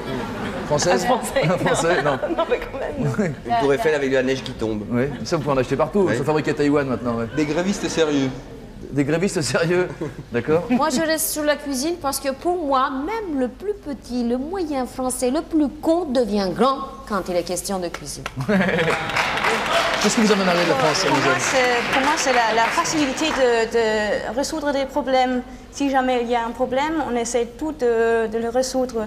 Et aussi, ce qui me frappe le plus, si on essaie d'attraper un bus et on le manque, mais on le voit en pleine rue, il n'y a pas arrêt d'autobus, il s'arrête vraiment. En Allemagne, ça serait impossible. Et ici, je trouve ça très gentil. Vos visages, c'est clair. Oui, d'accord. Vous emmèneriez quoi de la France? Peut-être que je change un peu de sujet, mais j'aimerais souligner les Français ont un sens d'État très fort. J'aime bien ces sens républicains qui ont les Français. Eh ben. Non, vous êtes dans le sujet toujours, Matthews. Qu'est-ce que vous allez ramener de France quand vous retournerez en Australie? Pour moi, c'est les discussions au dîner. On peut discuter de n'importe quoi, on peut se battre, on peut rigoler et après tout va bien. Avec la bouffe, c'est important. Une remarque, sénateur, sur tout ce que vous avez entendu? Ça devient très gentil, hein. C'est quand même l'émission. Alors bravo, merci à tous. Oui. Sur le sens de l'État, peut-être oui, je suis d'accord. Ouais. Ça, je crois que c'est vrai que les Français sont très attachés à leur État. Alors, par exemple, que les Américains critiquent l'État fédéral, nous ne savons probablement pas vivre sans État. Mais quand vous avez, et vous le faites encore, quand vous avez beaucoup voyagé pour vos affaires par exemple, est-ce que vous n'en avez pas eu assez à un moment, qu'on vous parle toujours de nos qualités culinaires, de notre art de vivre? Oui, écoutez, pour moi, ce n'est pas absolument l'essentiel. D'abord, la cuisine devient très internationale. Non, je crois que c'est les rapports humains, psychologiques, l'amitié qui compte. Entendu. Jean-Pierre. On a été très gentils, alors on va redevenir désagréable. Il y a une chose dont on n'a pas du tout parlé, c'est que vous êtes sans doute le seul pays d'Europe à avoir une extrême droite à 15% depuis une dizaine d'années. Avec l'Autriche. Avec l'Autriche. Et je crois que c'est important de le souligner. Ça fait un petit peu peur, je crois, à l'étranger, dans le reste de l'Europe. Personne n'est à l'abri, je pense, puisqu'en Belgique, nous avons aussi des mouvements nationalistes, surtout du côté néerlandophone. Mais non, mais c'est vrai. Excusez-moi, ça m'a Je suis désolé, ça c'est les chiffres des urnes. Vous vous sentez plus proche des Français ou des néerlandophones? Moi, culturellement, je me sens beaucoup plus proche de la France que je ne me sens proche. Ça ne veut pas dire que je veux devenir français, mais je suis plus proche. Et je crois que le Front National, c'est un peu un prurit sur la France depuis une dizaine d'années, avec la représentation vraiment d'un certain type de Français, qui est le Dupont-Lajoie, Jean Carmet, dans le film de Boisset, qui est le français Indochine, Algérie, OAS, le français colonialiste, le français avec un petit esprit, et le français raciste aussi, parce que c'est un aspect de la France qui est fort désagréable et qu'on aimerait voir disparaître. On en a parlé dans une autre émission il y a quelques semaines, mais raciste Non, pas spécialement, mais c'est vrai que la plupart du temps, malgré que je parle pas mal le français, mon accent laisse entendre que je suis étrangère. Et la dernière fois, justement, après les élections, il y a notre ami belge qui me rappelle un mauvais souvenir parce que juste après les élections où le Front National avait fait pas mal... Ce qui fait rire, c'est que vous pensez être le seul ami de madame, mais en fait, c'est persuadé qu'elle a un ami belge également. Voilà. Je pensais à autre chose. C'est ça. C'est la traduction pure du turc. Tout le monde est ami et tout le monde se... J'étais dans la rue et j'ai vu que dans le 15e, une dame faisait promener son chien et son chien, excusez-moi, mais il salissait quelque part où c'est impossible de nettoyer. C'est-à-dire même si la mairie, les aspirateurs passent. Qu'est-ce que ça peut être? C'est quoi ça? Il y avait un échafaud. Ah oui, d'accord, ça va être compliqué, d'accord, c'est pas grave, allons directement. Alors j'ai dit, mais madame, mais s'il vous plaît, pourquoi pas le caniveau, etc. Mais faites attention sur ce trottoir, on marche. Si t'es pas contente, rentre chez toi. Je dis, écoutez, mais je crois que je défends votre pays contre vous. Ouais. Et votre pays peut-être deviendra propre grâce à nous. Oui. Elle a dû aimer la dame, à mon avis. Oui, oui. oui. Odile Conseil, peut-elle nous rejoindre? Madame Conseil, bonsoir. Quel joli nom. Bonsoir. Ah oui, c'est pas mal. Alors, vous êtes chef d'édition d'un magazine qui s'appelle Courrier International, qui a pour particularité de publier chaque semaine des articles qui viennent du monde entier. Certains de ces articles, publiés partout, dans tous les pays du monde, parlent de la France. Chaque semaine, il y a quelques articles qui sont consacrés à la France. Vous vous chargez de les choisir. J'imagine que ça doit être assez savoureux. Vous devez lire pas mal de choses. J'en ai lu quelques-unes en préparant cette émission. Est-ce qu'il y a des reproches récurrents, universels, concernant la France qui viennent du monde entier? Bon, alors la première chose, c'est qu'effectivement, c'est pas du tout difficile d'alimenter cette rubrique, que pour remplir 2 pages, on pourrait en faire 4. En fait, pour beaucoup de raisons, parce que la France est un grand pays, enfin une grande puissance industrielle, la 4e, parce que beaucoup de journalistes aiment venir vivre à Paris, y compris des journalistes étrangers. Donc le fait qu'il y en ait beaucoup, ça fait qu'il y a beaucoup d'articles concernant la France dans les journaux étrangers du monde entier. Alors, sur ce qui est dit de la France, bon, je peux vous citer une ribambelle de clichés, de lieux communs sur la France. Est-ce que ces clichés se partagent dans tous les pays du monde qui parlent de la France? Moi, je dirais qu'a priori, les clichés sur les Français arrogants, les Français sur deux, les Français ceci, les Français cela, viennent essentiellement de la presse américaine et de la presse britannique. Beaucoup moins de la presse allemande, sauf, on a publié il y a quelques semaines un article qui venait d'un journal allemand qui s'appelle la Süddeutsche Zeitung, qui disait la française éternelle n'existe plus. C'était sur le mode de la française. Alors, la française éternelle, c'était la française avec ses talons hauts et ses jambes fines, gainées de soie, sa démarche légèrement coincée à cause de sa jupe étroite. Bon, là, on a eu tout d'un coup un étalage de clichés de la presse allemande qui n'est pas du tout habituée à ça. Sale, on nous dit sale aussi. Oui. Mais... Non, les clichés, vraiment, je vous dis, c'est la presse britannique, ou c'est la presse américaine. Alors, les Américains sont très frappés par ces Français qui mangent des tripes, qui mangent des escargots. Les Américains, les Britanniques sont très frappés aussi par cette particularité française qu'est l'ENA. Tous les hommes politiques, y compris les hommes politiques de tous bords, passent par l'ENA. Ça les laisse passablement interloqués. Ils sont à la fois énervés, ils sont à la fois séduits aussi, le disent. On a publié récemment un article d'une journaliste américaine qui s'appelle Sharon Waxman, qui a passé 6 ans en France, et qui donc, après 6 ans passés en France, fait un article bilan, mes 6 ans en France, que nous on a titré Bye Bye Agaçant Frenchies, où elle disait leurs petites dents m'énervent, leur bouche et leurs mots qui disent tout le temps oui monsieur, le plus souvent non, non madame. Parce que c'est le mythe du garçon café ou effectivement de la personne dans les magasins qui dit ah non madame, c'est impossible. Alors, il y en a une autre américaine qui avait écrit il y a quelque temps un livre à l'usage des étrangers vivant en France et qui, bon, je vous donne la recette à vous tous, elle pourra peut-être vous servir, qui avait trouvé la clé pour que les Français soient gentils et aimables, c'était de dire ah, excusez-moi madame, mais je crois que j'ai un problème. Et alors les Français aiment tellement résoudre les problèmes que ça marche très bien. Pas mal. Est-ce qu'il y a eu avant et après les essais nucléaires? Oui. Manifestement, les essais nucléaires, c'est quelque chose qui a affecté plus que passablement et sans doute plus que durablement l'image de la France, jusqu'au Japon, jusqu'en Australie, jusqu'en Nouvelle-Zélande, qui sont des pays qui ne parlent pas particulièrement souvent de la France. Surtout dans le Pacifique, oui. Surtout dans le Pacifique, mais aussi beaucoup en Europe. C'est ce qui a surpris les hommes politiques, enfin monsieur Chirac au premier chef. Je ne pensais pas que les réactions européennes, les réactions allemandes ont été extrêmement violentes. Mathieu, le fait que le président ait annoncé dans la précipitation qu'il n'y aurait plus d'essais et qu'il était prêt à signer au mois de mai prochain le fait qu'il n'y en aurait pratiquement plus avant des dizaines d'années, est-ce que vous pensez que ça va faire changer les Australiens d'opinion assez rapidement? Pas si vite que les Français veulent penser, je pense. Ouais. Ah non, on ne sait pas, on a l'impression qu'on a... Non, mais j'ai l'impression, en parlant avec quelques Français, que ça va améliorer tout de suite. Mais ce n'est pas le cas, pas du tout le cas dans le Pacifique. Mais en même temps, quand on dit qu'il y avait une telle réaction en Australie, en Nouvelle-Zélande, etc., je pense que c'était exagéré dans la presse par exemple en France ou surtout dans la télévision. Parce qu'il y a beaucoup d'Australiens qui aiment toujours la France, qui sont très fiers de leur jardin, si vous voulez, la Pacifique. Mais c'était les images chocs qu'ils ont paru en France. Et ce n'est pas du tout le cas que les Français sont tellement en Australie. C'était curieux quand même, je ne sais plus quel journal australien avait, après le premier essai nucléaire, publié cet article qui était titré en français « Voilà pourquoi les Français sont des connards ». Alors ressortait, en français dans le texte. Où ressortait donc tout un tas de choses depuis Napoléon, Charlemagne, jusqu'à aujourd'hui. Mais justement, ça c'est un exemple de la confusion, parce que ça a apparu dans une partie un peu comme Charlie Hebdo, ou quelque chose comme ça. C'était une blague. Et tous les Australiens étaient au courant de le fait que c'était une blague. À mon avis, ce n'était pas une blague très marrante. Ce n'était pas moi qui l'a écrit. Mais quand même, ce n'était pas quelque chose de sérieux. Mais en France, dans Le Monde, dans Libération, etc., qu'est-ce qu'ils disent en Australie? Et puis les Australiens éclatent de rire.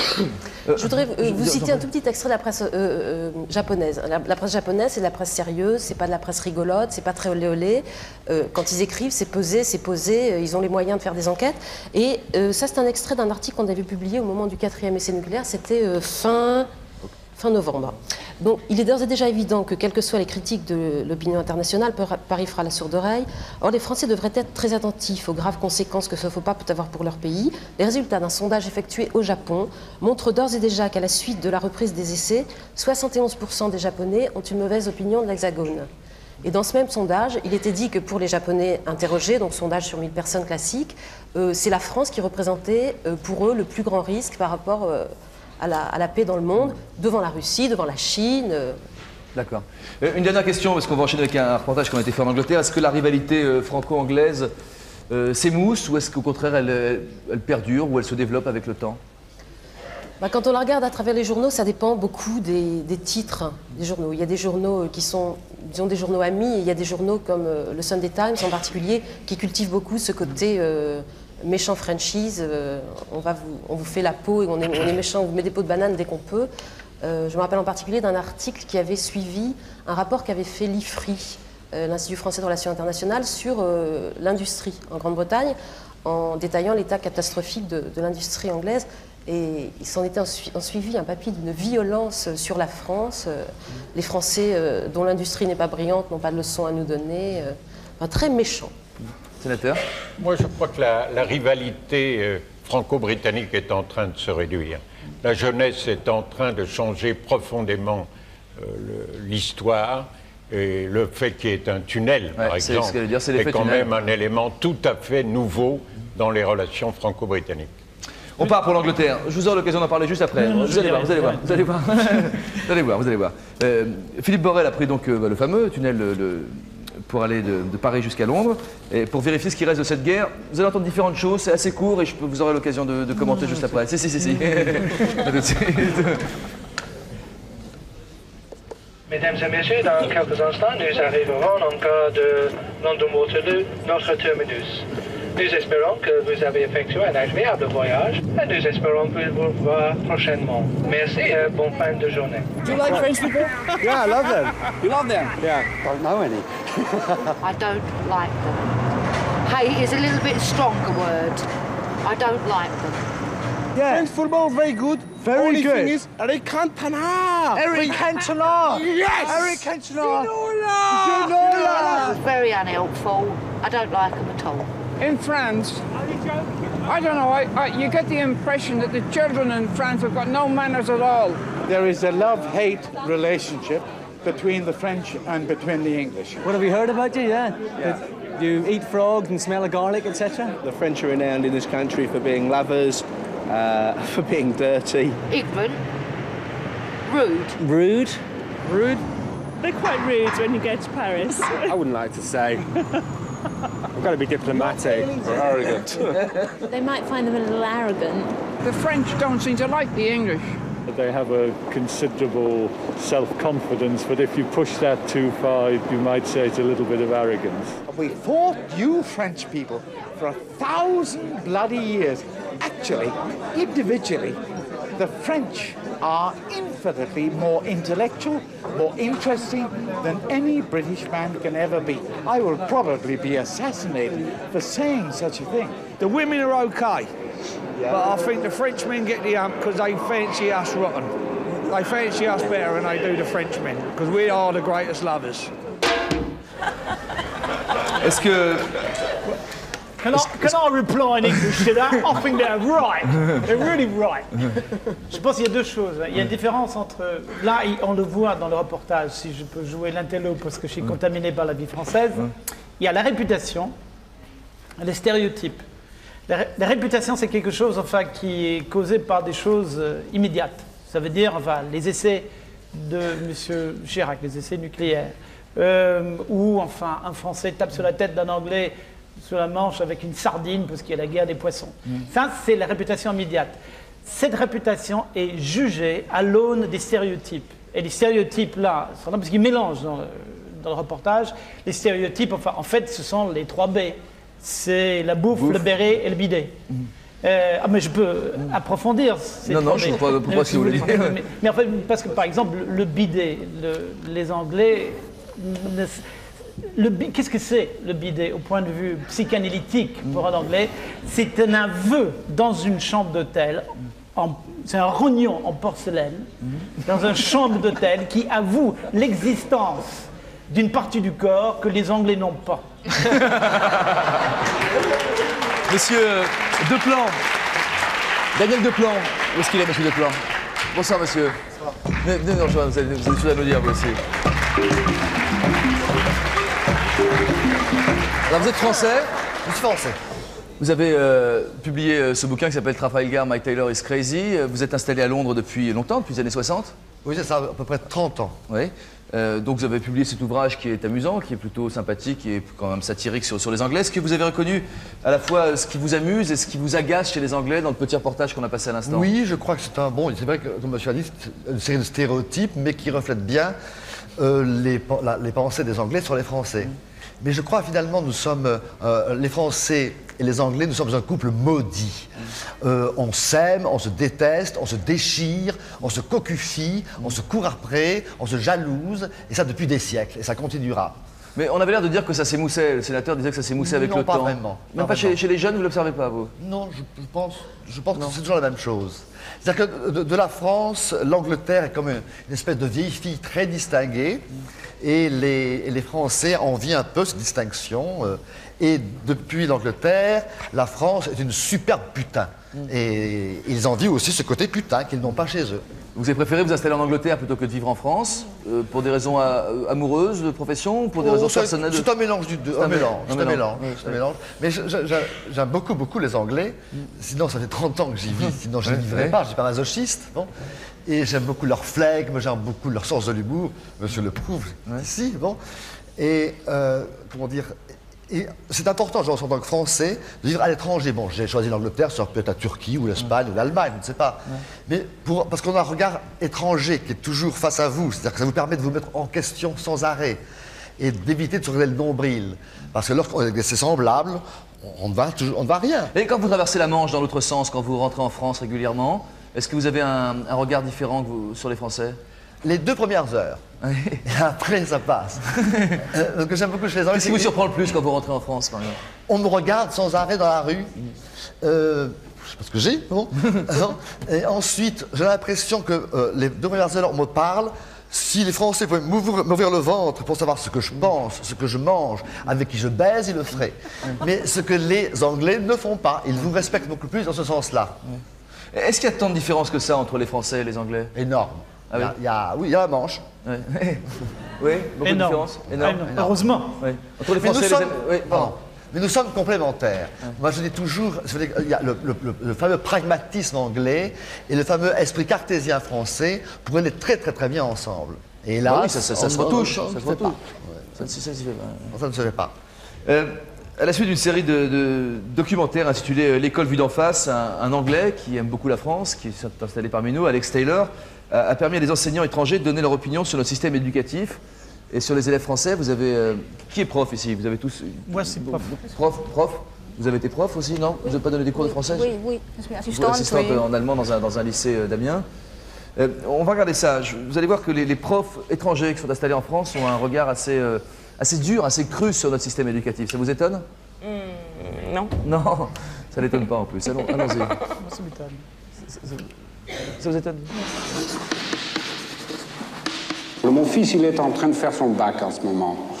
Et il a quand même des bonnes relations avec quelques professeurs. Ces professeurs, juste avant le bac, au privilège suprême, lui ont donné leur numéro de téléphone personnel. En Hollande, tout le monde a... C'est pratiquement la première chose qu'on fait. Quand l'enseignant il rend les copies, il va dire à haute voix, toi tu as eu 4, t'es nul. Et toi tu as eu 6, c'est moins nul que la dernière fois, mais c'est encore nul. Tandis qu'aux États-Unis, jamais. On dit jamais les notes à haute voix parce que ça décourage quand même. Le niveau d'information stockée dans les têtes des étudiants français est très élevé. Mais ce qui manque, je dirais, c'est l'esprit critique, je dirais.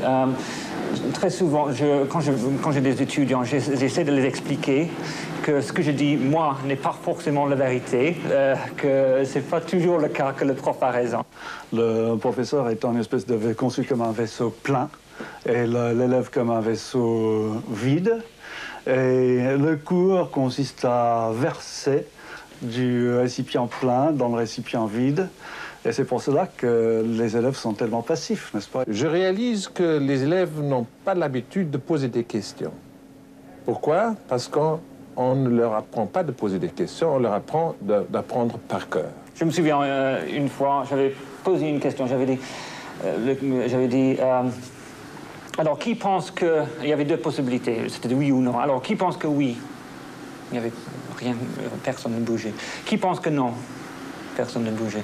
Je dis, alors, qui pense? Personne ne bougeait. Et, bon... Voilà. Il est anglais, lui. Il est anglais, vous dites? Oui, il est anglais, oui. Il a pourquoi? Un geste anglais. Il n'y en a pas beaucoup, mais enfin, voilà, un geste anglais. Vous avez été surpris par notre système éducatif quand vous avez enseigné en France, par exemple? Oui. J'enseigne en fait dans une fac anglaise en France, donc enfin, mes étudiants sont britanniques. Alors que moi, j'ai récupéré les restes donc, des cadres de quand même certain âge. Donc j'ai récupéré ce qui restait des étudiants qui avaient passé dans la moulinette de l'éducation française. Moi, je trouve ça terrible. Ça m'a vraiment choquée. Je trouvais qu'ils étaient tellement traumatisés, ils avaient tellement peur d'être ridiculisés, surtout peur de prendre de risques, de ne pas dire la bonne réponse. Il ne faut absolument pas se tromper. Et je trouve ça tellement dommage. Et quand je vois des enfants, des amis à l'école, souvent je les trouve tellement sérieux. Et quand je pense à moi, j'étais toute légère et allègre, il me semble, à 10 ans. Et ça me semble qu'ils prennent ça très au sérieux quand même. Mademoiselle, vous observez quoi, vous, dans les comportements des profs français, où vous êtes allemande, vis-à-vis des élèves, des lycéens, oui, par rapport à l'Allemagne? Chez les lycéens, et je remarque ici, comme le monsieur ici a dit, c'est incroyable, il n'y a aucune réaction des élèves. Si on demande, comme il a dit, aucune réaction. Et je trouve ça vraiment dommage parce que je trouve que les élèves français ont une capacité intellectuelle qui est beaucoup plus, comment on dit, utilisée. Parce qu'ils apprennent la philosophie, tous le latin, ils apprennent un tas de choses, ils apprennent plus que les Allemands en fait, mais ils n'utilisent pas leur capacité de langue. Peut-être qu'ils dorment, ça arrive aussi. Non, ils ne dorment pas, mais ils n'osent pas, ils ont peur qu'ils sont ridiculisés, ils ont peur... Sur la timidité alors? Oui, et ils ont peur d'utiliser la langue qu'ils apprennent depuis 8 ans ou 5 ans. Autre chose sur le système éducatif, sénateur, est-ce que cette timidité française, est-ce que ça fait partie de notre charme ou est-ce que c'est un handicap alors? Écoutez, je crois qu'il faut beaucoup reprendre d'éléments dans le système éducatif français. Nous ne sommes pas assez ouverts sur l'étranger et cela commence à l'école. Il faut apprendre aux Français à mieux comprendre les étrangers, tout au moins je le souhaite beaucoup, parce que l'émission aurait changé de tonalité. Certainement. Odile Conseil. Il y a une chose qui est frappante au sujet de l'éducation, c'est que la presse britannique, par exemple, consacre des pages et des pages. Toutes les semaines, The Guardian, The Independent ont des grandes rubriques éducation qui sont nourries, qui sont alimentées avec des débats, des sujets, des reportages. Il n'y a aucun équivalent de ça dans la presse française, ce qui laisse penser qu'on remet beaucoup moins en question, on discute moins, on débat moins d'expériences pédagogiques, de façon d'apprendre. Il y a peut-être quelque chose à faire. On va demander à M. Chesson de nous rejoindre pour la conclusion de cette émission. Venez, M. Chesson, si vous voulez bien. Ça va? C'est un peu long, hein? Ça va? Ça va?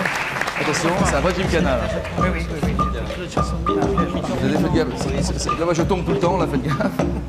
Je sais pas ce que c'est que ce décor. Voilà, très bien. M. Chesson, comme... Voilà. Asseyez-vous, monsieur le ministre, je vous en prie. Alors, pas de notes? Vous avez suivi? J'ai trouvé ça très intéressant. À vrai dire, j'aurais préféré être parmi vous plutôt qu'enfermé dans ma boîte là-bas. Enfin. Oui, je trouvais très intéressant, et en particulier le déroulement de la discussion. Ça a commencé par une bordée de critiques tout à fait remarquables. Et puis, on est entré dans un rêve. Les Français ont eu droit à tous les compliments. Tous les compliments. Le respect du déjeuner, le goût de la bonne cuisine, l'ardeur dans la drague, le romantisme. On nous a comblés de compliments. C'est absolument merveilleux. À la fin, quand même, nous avons vu réapparaître quelques réserves. Il le fallait. Et puis, si vous prenez l'ensemble des étrangers en France, la grande majorité ne sont pas des Occidentaux. Ce sont des gens du tiers-monde, de l'autre côté de la Méditerranée, des Asiatiques. On n'en est pas entendu ici. Car cette image de la France, elle est faite en partie, de notre image en Méditerranée, en Afrique, en Asie, dans les organisations internationales, de notre affirmation d'indépendance par rapport aux États-Unis, par rapport à un certain nombre de grandes forces. Et ceci ne pouvait absolument pas apparaître dans cette réunion. Donc très intéressant, j'ai trouvé, très intéressant. Merci pour tous les compliments. Et sur le plan de la relation humaine, je dois dire que ces compliments, comme un Français un peu arrogant, je les accepte, je trouve ça très juste. Je trouve ça très bien, ce que vous avez dit de nous, de notre capacité dans bien des domaines de relations humaines, y compris des domaines très intimes. Merci, M. Chesson. Fin de cette émission. Florian, on rappelle le numéro de téléphone. Oui. Ça se discute. Oui. Si vous voulez venir assister à l'émission, if you want to come to the show, deux possibilités, two possibilities. Par téléphone, Anrufen bitte, 16 1 47 63 43 23. Par Minitel, là il n'y a pas de traduction, le Minitel c'est une excuse française, je suis désolé. 36 15, code France 2, 1 franc 29 la minute, voilà. Il est un peu tard, dans un instant dans les journaux. Merci d'avoir été avec nous et bonsoir, à mardi prochain, au revoir.